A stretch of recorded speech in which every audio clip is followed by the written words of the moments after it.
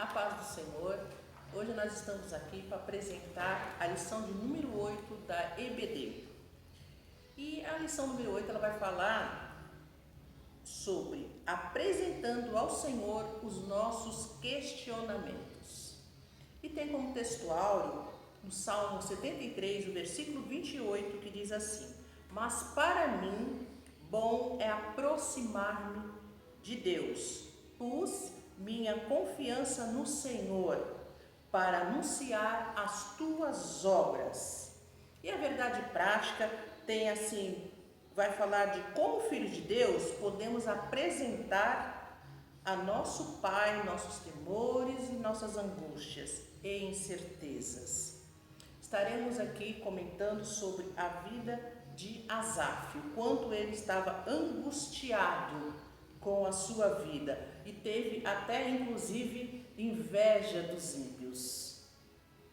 A paz do Senhor a todos. O tópico 1 nos mostra o conflito existencial de Asaf. E isso se encontra no Salmo 73, falando-nos sobre os questionamentos presentes na mente humana ao longo de sua existência, que não foi somente por Asaf, que vários personagens bíblicos também tiveram essa crise ou conflito existencial. E nas leituras complementares, algo me chamou a atenção referente ao livro de 1 Reis, capítulo 19, do versículo 4 ao 18, que é uma passagem que fala sobre o profeta Elias. Quem de nós ainda não teve um conflito existencial, uma crise existencial, achando que Deus não estava conosco? Elias, veja bem o quanto Deus usou Elias. Elias fez parar de chover. Elias fez parar de chover. Em 1 Reis, capítulo 17, versículo 1. Elias, ele fez o filho da viúva de Sarepta ressuscitar mediante um clamor a Deus. Isso se encontra em 1 Reis, capítulo 17, versículo 21 e 22. Elias, ele fez fogo cair do céu para queimar o holocausto. Através de uma oração a Deus, Deus mandou fogo para queimar o holocausto, para mostrar que só o Senhor era Deus. Isso se encontra em 1º livro de Reis, capítulo 18, versículo 38. Para nós observarmos, missionário, aqui, o quanto Deus usou o profeta Elias, o quanto ele era homem de Deus, e isso não impediu de ter uma crise existencial. Uma crise de angústia, né? De angústia e profunda. A angústia, ela é interessante que ela é um sentimento de sufocamento, né? Uma sensação de aperto no peito e acompanhados às vezes de falta de humor, de ressentimento, e às vezes evolui para outras enfermidades. Assim como nós vemos aqui nessa lição que Asaf, ele estava com uma pessoa doente, ele estava apelando pelo socorro de alguém, diz aqui, no silêncio frio e surdo da noite. O comentarista fala aqui, olha só como ele estava angustiado, a sua angústia estava trazendo assim horrores para a sua vida. E nesta lição nós vamos descrever essa bondade de Deus, né? Que a bondade de Deus ela não é medida pela prosperidade de alguém e nem é atribuída pelo que a gente possa passar, pelas lutas, pelas tentações, pelas nossas mazelas. Vamos aprender que devemos manter o equilíbrio emocional. Devemos aprender a colocar o nosso foco, nós vamos aprender isso, em Deus, né? Que foi o que Asaf fez. Quando ele colocou foco em Deus, aí ele ficou mais tranquilo, menos angustiado. Estaremos estudando isso. Então, voltando ao profeta Elias, nós percebemos o quanto Deus ele é misericordioso. Deus ele usou Elias de grande maneira, de grandes formas, mas isso não impediu de ter uma crise existencial. E durante 3 vezes o anjo do Senhor veio até Elias. Elias tinha acabado de orar no monte para que Deus mandasse fogo e queimar o holocausto. Porém, Jezabel, ao saber o que havia ocorrido, mandou o seu servo ao seu encontro e ali o ameaçá-lo, dizendo que o que aconteceu com aqueles profetas de Baal iria acontecer com ele também. E Elias temeu. Por um momento, Elias temeu e se refugiou no deserto. E a palavra nos diz que ele procurou um zimbro e dormiu debaixo. Só que veio um anjo e tocou e lhe disse: levanta-te e come. É o que já foi dito aqui nessa escola bíblica. Muitas das vezes achamos que estamos sozinhos, achamos que não temos mais a proteção de Deus. Olha que desnível ascendente, que ora ele estava lá em cima sendo usado por Deus, mandando fogo cair do céu, outrora ele já estava lá embaixo desejando a própria morte. Nenhum de nós está livre disso. Sim. Principalmente nós crentes. Ora estamos lá em cima, ora estamos lá embaixo, mas nunca devemos esquecer que a nossa fortaleza e o nosso socorro está em Deus. Então essa lição ela vai nos tratar com isso, que quando houver estes conflitos, devemos buscar e esperar em Deus. É porque a crise ela é uma situação que ela não é esperada e foge do nosso controle, né? E muitas vezes com essa crise, assim como Elias teve, como Asaf teve, a gente tem sentimentos, né? Porque eles eram humanos, assim como nós, sim. Né? Sentimento nós temos de várias formas, de abandono, de perda, desespero pela sobrevivência, que foi ali o caso de Elias, que nós presenciamos, né? Presenciamos não, mas aprendemos. Mediante a palavra, né? Mediante a palavra, né? Tá vendo como a gente entra bem na palavra. Glória a Deus. E o tópico 1 e 3, ele vai falar da inveja, né? Que Asaf, ele teve inveja dos ímpios. E a inveja, a lição diz aqui que é uma ferrugem que corrói tanto o invejoso como o invejado. Aquele que está sendo invejado também está sendo consumido. E o invejoso? O invejoso, em vez de ver a sua própria vida, está vendo a vida dos outros, não está vivendo a sua. Está sendo corroído também, não é, irmão Jefferson? A inveja, ela destrói, né? A palavra diz que ela é destrutiva. A inveja, muitas pessoas têm um pensamento errado que até chegam a dizer: ah, mas é uma invejinha boa. Não existe inveja boa, inveja branca. Não existe. Essa inveja a gente sabe que começou lá no céu, assim como diz o livro de Isaías, capítulo 14, versículo 13. Que diz assim: e tu dizias no teu coração: eu subirei ao céu, acima das estrelas de Deus, exultarei o meu trono, e no monte da congregação me assentarei aos lados do norte. Isaías capítulo 14, versículo 13. Lúcifer, ele invejou o trono de Deus, ele se achou melhor que Deus. Então a inveja é algo que veio corromper Lúcifer. Então não podemos achar que existe inveja boa. Inveja nunca é boa. Como a missionária nos disse, nem para quem inveja e nem para quem é invejado. Então nós cristãos devemos abolir isso, inveja.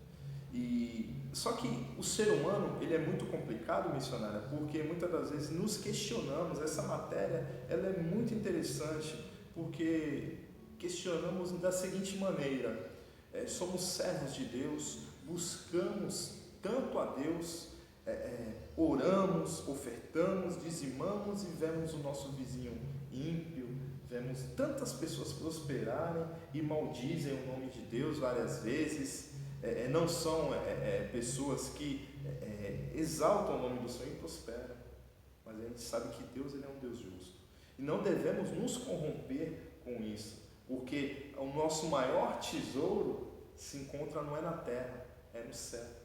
É a nossa salvação, quando estivermos junto ao Pai. Na verdade, as nossas maiores riquezas, né? É o eterno.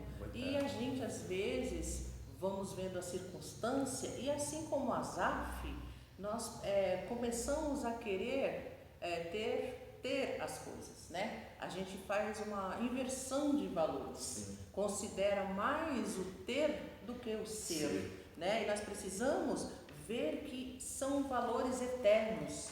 E Asaf, ele ficou bem quando ele entrou no santuário, que ele teve essa convicção, né? Eu achei muito interessante, eu quero falar aqui sobre, eu estava lendo Alexandre o Grande, né? Era um homem conquistador, era um homem que venceu muitas batalhas, ele foi reconhecido por muitas pessoas. E a história diz que nos seus últimos dias, ele quis que cumprisse, quando ele morresse, 3 desejos, né?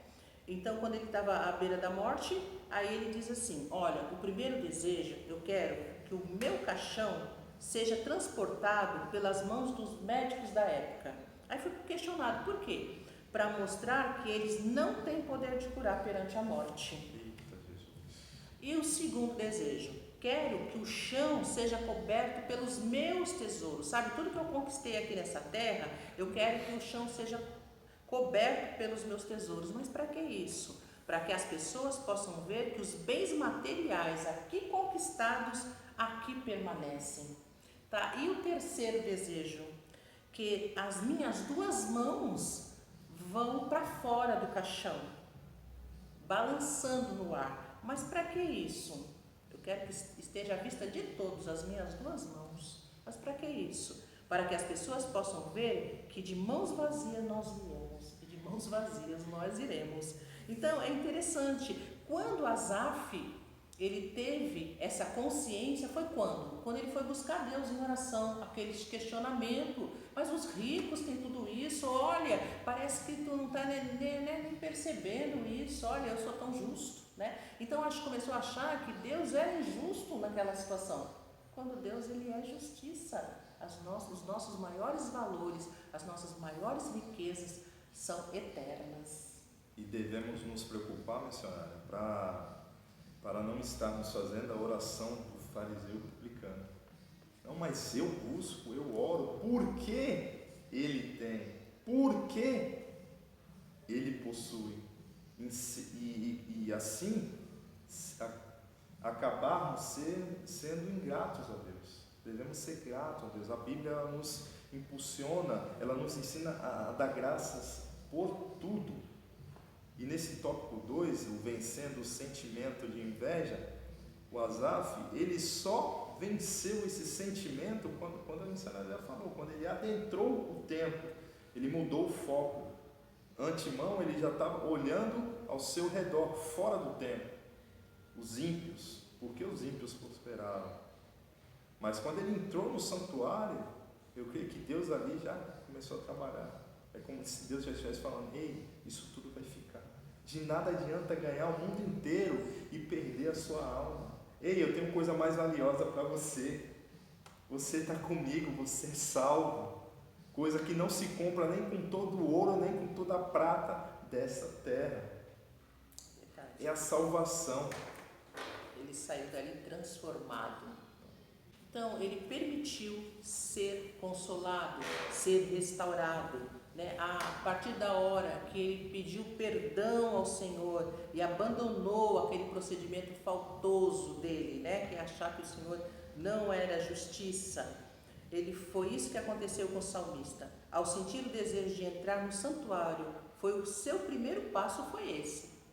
E ele teve um conserto com o Senhor.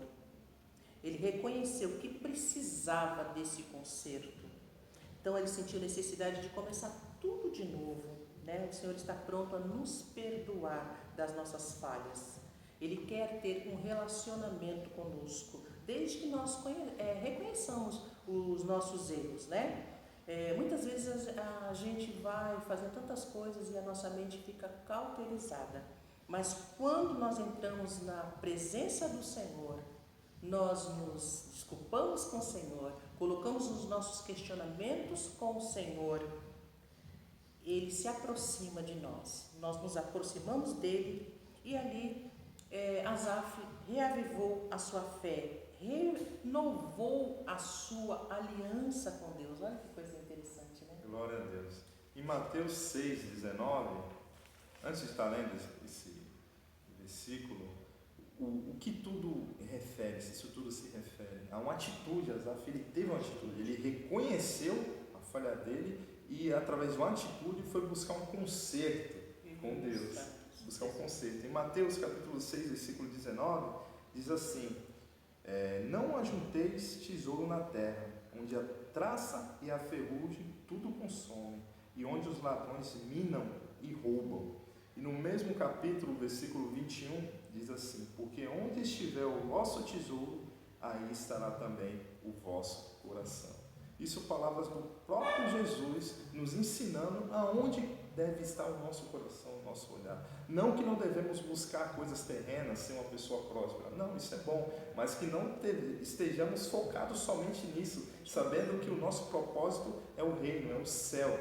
E no tópico 3, missionária fala, clamando mediante angústia. Aí já me vem aquela passagem de Jeremias 33:3, clama a mim e responder-te-ei. Imagine o clamor, a palavra clamor é um grito, é um socorro, é uma pessoa desesperada clamando do fundo da alma por socorro.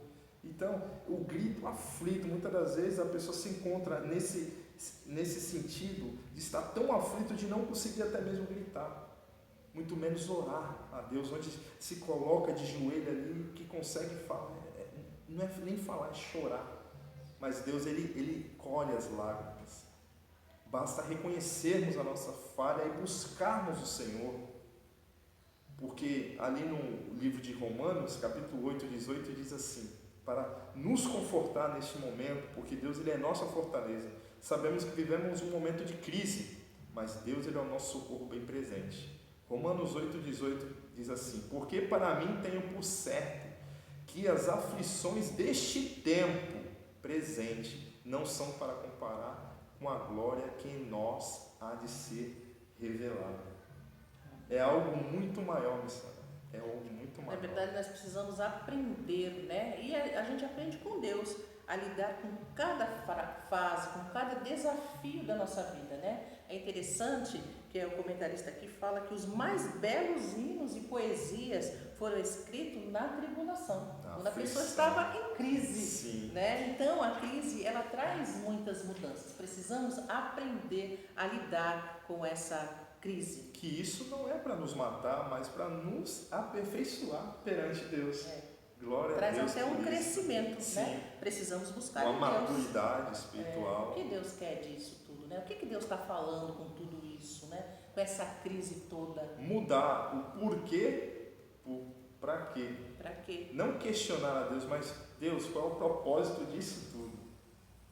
Exatamente. Então essa aflição, ela pode estar trazendo assim uma descoberta, né? Deus pode estar falando conosco. E para concluir, né, quando ele entrou no santuário de Deus, ele teve esse encontro com Deus, né? Isso eu achei assim coisa mais linda. Ele conseguiu enfrentar a tentação, ele conseguiu enfrentar aquelas aflições, todos os seus questionamentos foram respondidos quando ele teve esse encontro, esse concerto com o Senhor, quando ele entrou no santuário. Que nós possamos também estar entrando no santuário, na presença de Deus e colocar os nossos questionamentos na presença de Deus. Encerrando já, irmãos, deixa só mais um versículo em João 16:33, que diz assim: tenho-vos dito para que em mim tenhais paz. No mundo tereis aflições, mas tende bom ânimo. Eu venci o mundo. Amém? E junto com ele seremos mais que vencedores. Amém. A paz do Senhor, que Deus abençoe o nosso dia. Amém. Deus abençoe. Paz.